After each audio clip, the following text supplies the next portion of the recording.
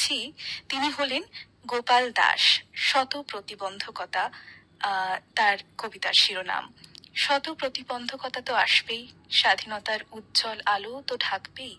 প্রতি মুহূর্ত মন তোমায় নিয়ে যাবে গোলক ধাঁধায়, আলোর পথ ছেড়ে অন্ধকারের পথ দেখাবে। শত বাধা, আপদ, বিপদ, ঝড় ঝাপটায়, সমস্যায় জীবন নৌকো ভিড়িয়ে দেবে তোমার ইচ্ছার বিরুদ্ধে। তোমার দু চোখ ভেসে যাবে অশ্রু জলে, ব্যাকুল হবে, কোনো পথ খুঁজে পাবে না, পাবে না সাহায্যের হাত। তবু ভেঙে পড়লে হবে না, মজবুত করতে হবে মনকে।